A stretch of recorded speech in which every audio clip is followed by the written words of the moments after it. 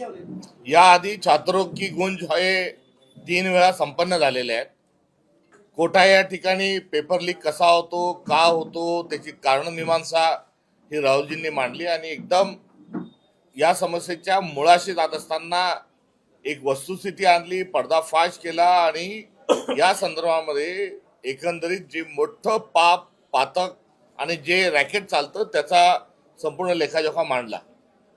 त्यानंतर दुसरं छात्रों की गुंज जे आहे ते डेहराडून या ठिकाणी संपन्न झालं आणि डेहराडूनला होत असताना युवकांपुढच्या संध्या ज्या आहेत, संधी जी आहे त्याची कावडं कशी बंद करून ठेवल्या जातात आणि एक मोठ्या वर्गाला यामध्ये केवळ त्याचं आर्थिक शोषण कशा पद्धतीने होतं हे डेहराडून या ठिकाणी मांडलं। तर प्रयागराज या ठिकाणी तिसरा झालेल्या छात्रगुंजच्या अनुषंगानं त्या ठिकाणी एकंदरीत कशा पद्धतीनं पैसा जो आहे तो एकत्रित केला जातोय, डाटा जो आहे तो कसा आपल्या विरोधात वापरला जातोय आणि ही सर्व राजकीय व्यवस्था कशा पद्धतीनं संघ आणि भाजप करताय हे सांगितलं। या 3 झाल्यानंतर आता चौथा जो छात्रों की गुंज जो आहे तो पुणे या ठिकाणी संपन्न होणार आहे आणि पुण्यात छात्रों की गुंज संपन्न होत असताना जी आधी आबादी ज्या महिला आहेत, ज्या युवती आहेत, त्या महिला युवतींच्या सोबत केवळ महिलांच्या समवेत या ठिकाणी छात्रों की गुंज हा होणार आहे। कारण महिला विषयक जेंडर सेन्सिटिव्हिटीचे अनेक मुद्दे आहेत आणि त्यांच्या अनुषंगानं कारण सावित्रीबाई फुलेंनी मुलींची पहिली शाळा ही पुण्यात काढली होती आणि मुलींना शैक्षणिक प्रवाहात घेत असताना त्यावेळेस ज्या पुण्यामध्ये दगड सावित्रीबाईंवर फेकल्या गेले, शेण विष्ठा टाकल्या गेली आणि सावित्रीबाई फुले या मुलींना शिकवत आहेत म्हणजे धर्म बुडवत आहे असा देखील कांगावा ज्या पुण्यात केला होता त्याच पुण्यामध्ये आता येऊन हा मनुवाद जो आहे जो भारतीय जनता पक्षाजवळ आहे, जे संपूर्णतः मनुवादी आहेत आणि सावित्रीबाई फुलेंना दगड फेकणाऱ्या विचारांचे जे आहेत त्या विचारांच्या राष्ट्रीय स्वयंसेवक संघाच्या विरोधात पुन्हा एकदा एल्गार पुकारलं पाहिजे ही हा देखील आशय हा कुठेतरी पुण्यात घेत असतानाचा आहे। हे सविनय या निमित्ताने या ठिकाणी सांगू इच्छितो। त्यामुळे याचे डिटेल्स जे आहेत, याचा काय प्रारूप राहील, स्वरूप राहील, दौरा कसा राहील हे लवकरच आम्ही आपल्याला सांगू। मात्र आजच्या एकंदरीत आढावा आणि या बैठकीच्या अनुषंगानं राहुल गांधी महाराष्ट्रात येत आहेत, राहुल गांधी पुण्यात येत आहेत आणि राहुल गांधी विद्यार्थिनींच्या सोबत एक संवाद पुण्यामध्ये येणाऱ्या 22 तारखेला साधणार आहे। एवढीच घोषणा आम्ही या निमित्ताने या ठिकाणी करू इच्छितो। काय मुद्दे असतील राहुल गांधींची छात्रवृत्ती कोणत्या कार्यक्रम महाराष्ट्रामध्ये पेपर फुटी असेल किंवा देशामध्ये जे नेटचा पेपर फुटला त्या अनुषंगाने संवाद साधतील की महाराष्ट्र सुद्धा मध्ये विचारांचा त्याच्यामध्ये अंतर्भाव असेल? तो एकंदरीत त्याचा ज्या दिवशी प्रत्यक्ष राहुलजी बोलतील त्या दिवशीच हे आपल्याला कळेल। मी पुण्यात येत असतानाची ऐतिहासिक संदर्भ जो आहे आणि महिलांच्या विषयक एक वेगळ्याने कार्यक्रम जो होतोय त्याची दाहकता जी आहे ही फार प्रचंड आहे आणि आपण उघड्या डोळ्यांनी कुठेतरी या संपूर्ण ज्या संवेदनशील विषयाकडे जे बघितलं पाहिजे त्यामध्ये राहुलजी थेट हात घालत आहे एवढंच या निमित्तानं आपल्याला मला सांगायचं आहे। तो विषय नाही ना पण राज्यामधलं वातावरण जे आहे एका मंत्र्याला कसल्या भाषेत बोललं जाते मात्र सरकार या मराठा समाजाच्या आरक्षणाच्या अनुषंगानं काँग्रेसमध्ये सत्ता काँग्रेसच्या जवळ असताना आरक्षण दिलं गेलं होतं आणि ते पुढच्या काळामध्ये कोर्टामध्ये ज्या कारणांच्यामुळे ते टिकलं नाही किंवा राजकीय इच्छाशक्तीच्या अभावामुळे या भारतीय जनता पक्षाने ते हाणून पाडलं। आता त्यामध्ये इम्पिरियल डाटा आणि डाटा नसल्याच्या अनुषंगानं टेक्निकल ग्राउंड हे त्या केसचं मोठं होतं। या दरम्यानच्या काळात ते आरक्षण जे आहेत हे कुठेतरी वाचवण्याच्या अनुषंगानं, तगवण्याच्या अनुषंगानं सगळा डाटा हा उपलब्ध करता आला असता, कोर्टामध्ये जोरकस पद्धतीने लढता आलं असतं, मात्र ते झालं नाही। दुसरीकडे केंद्रात भाजपची सत्ता आहे, राज्यात भाजपची सत्ता आहे आणि 50% जी मर्यादा आहे ही वाढवणं भारतीय जनता पक्षाला सहज शक्य आहे। जर संविधानामध्ये संशोधन करण्याच्या अनुषंगानं भारतीय जनता पक्षानं जर 50% आरक्षणाची मर्यादा वाढवण्याचं बिल आलं असतं तर एकमताने ते मंजूर करता आलं असतं, मात्र तिथेही आरक्षणाची टक्केवारी जी आहे 50च्या वर नेण्याच्या अनुषंगानं कुठेतरी राज्य सरकार उदासीन आहे, भारतीय जनता पक्ष उदासीन आहे। काही राज्यांमध्ये, दक्षिणेतल्या राज्यांमध्ये ती मर्यादा वर गेलेली आहे आणि ती वर गेलेली मर्यादा महाराष्ट्रात का नाही या अनुषंगानं भारतीय जनता पक्षानं उत्तर शोधणं आवश्यक होतं। मात्र ते गेलं नाही. आता जनगणना सुरू आहे आणि या चालू जनगणनेमध्ये जातनिहाय जनगणना जर आणली असती तर मराठा समाजाचा आरक्षणाचा प्रश्न सुटला असता, धनगर समाजाचा सुटला असता, इतरही जे अनेक आरक्षण मागणारे जे समाज आहेत त्यांचाही प्रश्न हा सुटला असता. मात्र राज्य सरकारजवळ इच्छाशक्ती नसल्यामुळे मराठा आरक्षणासारख्या महत्वाच्या प्रश्नावर तोडगा निघत नाही आहे आणि 50% मर्यादा वाढवावी, जातनिहाय जनगणना करावी ही काँग्रेसची असणारी मागणी आमची कायम आहे. इतपर आंदोलनामध्ये जे काही आता बोलल्या जात आहे त्या बोलल्या जात असण्याची पार्श्वभूमी अशी आहे की मराठा आंदोलक 3दा मुंबईत गेलेले असताना राज्य सरकारने त्यांना काय काय सांगितलं, ते संविधानिक होतं का, जे सांगितलं ते केलं का त्यांच्याशी देखील खोटं बोलल्या गेलं, याचं पहिले पर्दाफाश होणं आवश्यक आहे. त्यामुळे जातनिहाय जनगणनेच्या अनुषंगानं हा आरक्षणाचा सर्व भारतातला आणि महाराष्ट्रातला प्रश्न सुटला जाऊ शकतो. मात्र जातनिहाय जनगणना संसदेमध्ये ठराव एकमताने पारित झाल्यावरही भारतीय जनता पक्ष ती होऊ देत नाही, यामध्ये सर्व काही दडलेलं आहे. मनोज जरांगे तुमच्या काँग्रेसवरती टीका करतायत, काँग्रेसचे नेते थेट मनोज जरांगेवरती हल्ला करताना पाहायला मिळतात. मनोज जरांगे असे म्हणतात की महाराष्ट्रामध्ये या नेत्यांना काँग्रेस उभी राहू देत नाही किंवा राहुल गांधी जे आहेत तशा पद्धतीने या नेत्यांना सांगतायत का? त्या यामध्ये काँग्रेसची यामध्ये जो अत्यंत सविस्तर स्वरूपामध्ये भूमिका आम्ही मांडलेली आहे आणि त्या भूमिकेच्या अनुषंगाने हा महत्वाचा मुद्दा असताना कोण काय म्हणण्याच्या आम्ही गतकाळामध्ये आरक्षण दिलं होतं आणि त्या संदर्भात ते पुन्हा मिळवण्याच्या अनुषंगाने काय झालं असेल याचा रोडमॅप देखील आम्ही स्पष्ट केला आहे. युवतीला डोळ्यांसमोर ठेवून हा कार्यक्रम करताय, पण महायुतीला पुन्हा महायुती तो मुद्दा उचलू शकते. तुम्ही महिला उपमुख्यमंत्र्यांबद्दल जे वाक्य बोललं होतं मुंगी गुडिया, तुम्हाला असं पुन्हा टॅकल करू शकतात की तुम्ही एकीकडे राहुल गांधींना बोलून युवतीला हा नॉन इश्यूला इश्यू करत असताना एक फार मोठी यंत्रणा त्यामध्ये कुठेतरी कार्यरत आहे.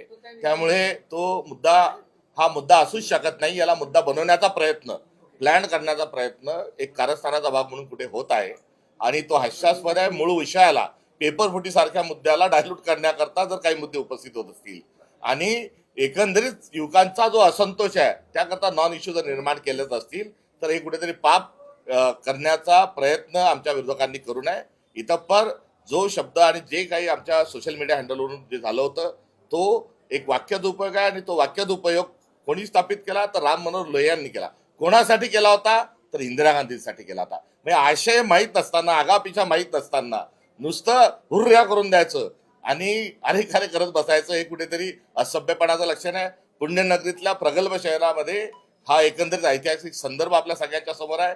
इंदिरा गांधींच्या संदर्भात वापरल्यानंतर त्याच इंदिरा गांधींनी दुर्गा म्हणण्यापर्यंत भारतीय जनता पक्ष हा त्यांचा असलेला जो प्रवास आहे आणि लोहस्त्री भारताची हा इंदिरा गांधींचा प्रवास आहे आणि हे प्रवास करण्याकरता आमच्या शुभेच्छा या देखील राहिलेल्या आहेत. त्यामुळे हा विषयच नाही, या विषयाला नॉन इश्यू करून आणि धचा मा करण्याचा जो प्रयत्न केला जातो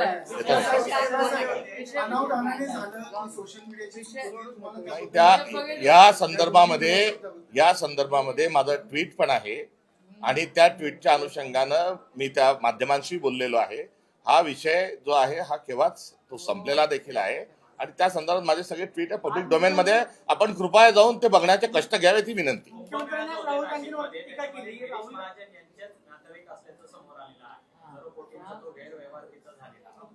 संधी साधू गिरीश महाजन हे कुंभमेळ्यामध्ये देखील खोट्या वर्क ऑर्डर जर काढून ठेकेदारांना देत असतील, स्वतःच्या बगल बच्चांना जर देत असतील तर कुंभमेळा म्हणजे काय तर अशी आख्यायिका अशी मान्यता आहे की समुद्र मंथनानंतर अमृत कलश घेऊन जात असताना 4 थेंब जी आहेत ती त्र्यंबकेश्वरला, नाशिक या परिसरामध्ये ती 4 थेंब कुठेतरी सांडली होती आणि त्याचं स्मरण 12 वर्षानंतर करण्याच्या अनुषंगानं कुंभमेळा होतो. ही पार्श्वभूमी एकीकडे असताना गिरीश महाजन आणि भारतीय जनता पक्ष आणि संपूर्ण महायुतीचं जे सरकार आहे ते त्या ठिकाणी भ्रष्टाचाराचं विष घालवण्याचा प्रयत्न करत आहे. हे सर्वस्कृत आहे आणि या पार्श्वभूमीवर या सरकारला पापी म्हटलं तर चुकीचं ठरणार नाही. आतापर्यंत 30,000पेक्षा जास्त कंपनीज बंद पडलेल्या आहेत. मध्यम आणि लघु उद्योग जे आहेत हे बंद पडत चाललेले आहे.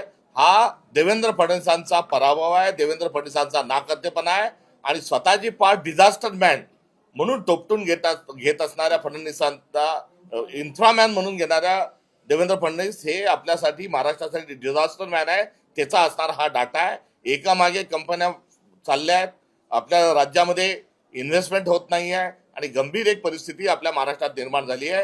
हे भारतीय जनता पक्षाचं केंद्र आणि राज्य सरकारचं पाप आहे. मराठवाड्यामध्ये आज देवेंद्र फडणवीस गेलेले होते. फडणवीस असं म्हणाले की काही वर्षामध्ये मराठवाडा जो आहे तो मी दुष्काळमुक्त करेल.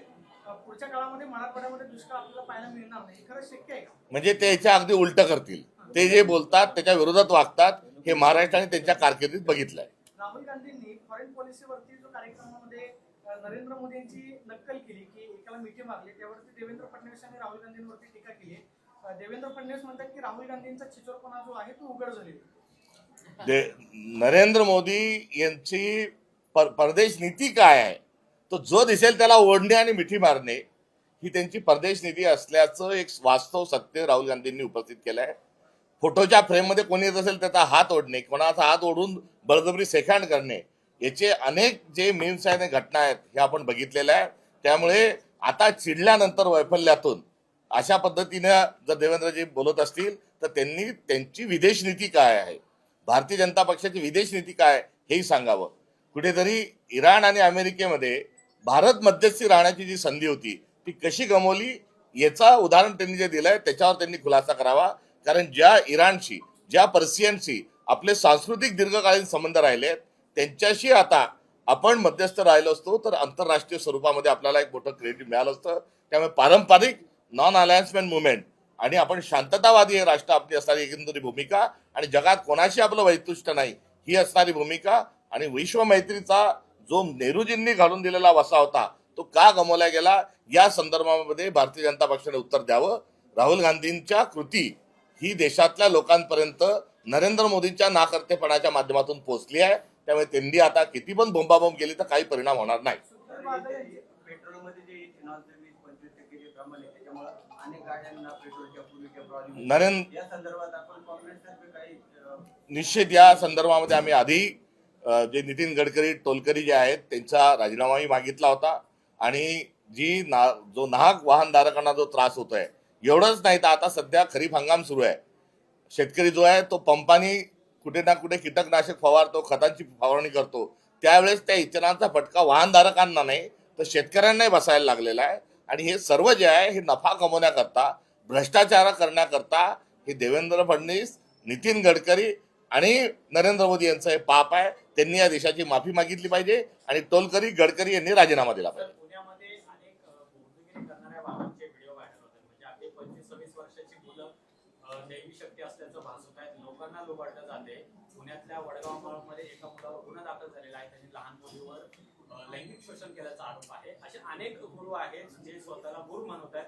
अंगावर किलो 2 किलोचं सोनं घालून ते फिरवत आहेत. सोशल मीडियावर पुरोगामी महाराष्ट्र, शिवशाहू फुले आंबेडकरांचा महाराष्ट्र, संत परंपरा लाभलेला महाराष्ट्र, या सर्व महाराष्ट्रांमध्ये अशा घटना अलीकडच्या काळात ज्या वाढतात आहेत हे खरोखर आपल्या पुरोगामित्वाचं असणारं दुर्दैव आहे. ज्या पुण्यामध्ये नरेंद्र दाभोळकरांना अंधश्रद्धेच्या विरोधात लढत असल्या कारणामुळे आणि विवेकवाद वृद्धिंगत होण्याकरता ज्यांचा खून झाला त्या परिसरामध्ये अशा घटना घडणं हे आपल्याला अजिबात भूषणावं नाही. मात्र भारतीय जनता पक्ष आपल्याला ज्या वळणावरून घेऊन जात आहे, जे भावविश्व आपलं तयार करत आहे, जे संधी सोडून आपल्याला ज्या एका पुन्हा दारिद्र्याकडे नेण्याचा प्रयत्न करतायत त्याची असणारी ही एक कुठेतरी दुर्दैवी शृंखला आहे. खरात बाबा जो खरात काय साहेब काय जो काय होता त्याचंही प्रकरण कसं दाबलं जात आहे तेही आपल्या लक्षात आणतोय. त्यामुळे खरात सारखी प्रकरणं दाबल्या जाणं आणि ती पटलावरून निघून जाणं हे देखील सरकार कुठेतरी एका दुसऱ्या बाजूला करत आहेत. हे देखील निषेधार्ह आहे. अंधश्रद्धेला पुन्हा एकदा आपल्याला बांधून ठेवण्याचा प्रयत्न या सरकारकडून होतोय. आपण सर्वांनी शिवशाहू फुले आंबेडकर आणि संत परंपरेच्याच मार्गाने चाललं पाहिजे एवढंच या निमित्ताने सांगितलं. बच्चू कडूंनी दर्यापूरमधलं तुमच्या नगराध्यक्षासह 19 नगरसेवक तुमचे फोडले. म्हणजे काँग्रेस दिल्ली देत म्हणजे सरकार निर्णय पैसा फेक तमाशा देख नावाचं नाटक नव्हे तर तमाशाच हा भारतीय जनता पक्षाकडून केला जातोय. एकीकडे फोडाफोडी चालू आहे, पैशाचा आमिष दाखवला जात आहे, जेलमध्ये टाकू असं सांगितलं जात आहे, सीडी लावल्या जात आहे, खोटे गुन्हे दाखल होईपर्यंत आता या सरकारमधल्या लोकांची मदत गेलेली आहे. तर दुसरीकडे सुप्रीम कोर्टात पक्ष फोडत असताना संविधानाची पायमल्ली कशी झाली हे देखील सांगितलं जात आहे. त्यामुळे पैसा फेक तमाशा देख नावाचं जो खेळ हा भारतीय जनता पक्ष एकनाथ शिंदेची शिवसेना जो खेळत आहे हा त्यांच्या अंगलट आल्याशिवाय राहणार नाही. या देशातली जनता आणि काँग्रेस आम्ही यांना अजिबात सोडणार नाही. विदर्भात जोडून एक प्रकरण वर गेली असं म्हणतात. अजिबात नाही. पैसे देऊन पैशाच्या आमिषाने जर कोणी पक्ष सोडत असेल, कोणी जर पक्ष फोडत असेल, तर याचा अर्थ आहे त्यांच्यात दम राहिलेला नाही, त्यांच्या नेत्यामध्ये दम राहिलेला नाही, त्यांचं नेतृत्व हे मान्य नाही म्हणून पैसे देऊन आता भाडोत्री नगरसेवक आणि भाडोत्री पदाधिकारी येण्यापर्यंत ही कुठेतरी वेळ गेलेली आहे. आणि लोकशाहीमध्ये असा पैशांचा खेळ चालणं हा संपूर्ण समाजाचा कुठेतरी पराभव आहे. त्यामुळे हे काँग्रेस म्हणून नव्हे तर आपण भारताचे नागरिक आणि मतदार म्हणून या सर्व गोष्टींचा गांभीर्याने विचार केला पाहिजे. नाही, त्यांच्यात अमरावतीचं आहे, दर्यापूर आहे म्हणून मी मध्ये बोलले. त्यांच्यात दम असेल तर त्यांनी राजीनामे द्यावे आणि परत निवडून येतात का ते बघावे. त्यांच्यात दम असेल तर ते करावे ना. एवढं सगळं केल्यानंतर अजूनही तुम्हाला भाड्याचे लोक घ्यावे लागतात, याच्यातच तर पराभव आहे. आमचं चॅलेंज आहे त्यांना की जे लोक गेले त्यांनी राजीनामे द्यावे, कारण त्यांना आम्ही निवडून आणलेलं आहे, जनतेने निवडून आणलेलं आहे, काँग्रेसच्या विचारधारेने निवडून आणलेलं आहे. त्यांनी राजीनामे द्यावे, इलेक्शनला उभे राहावे आणि मग जावे. 22 तारखेला राहुल गांधी पुण्याला येत आहेत. छात्रों की गुंज होत आहेत. संविधानाचं संरक्षण, संवर्धन, लोकशाहीचं संवर्धन आपल्याला करायचं आहे. त्यामुळे आपण मूलभूत स्वरूपात संविधान आणि लोकशाही वाचवण्याकरता सामूहिकरित्या सर्वजण प्रयत्न करू. 22 तारखेचा कार्यक्रम ऐतिहासिक स्वरूपाचा छात्रों का गुंज हा विद्यार्थ्यांचा कार्यक्रम पुण्यात होईल, एवढं या निमित्तानं सांगतो. आपल्या सगळ्यांचे धन्यवाद. जय हिंद.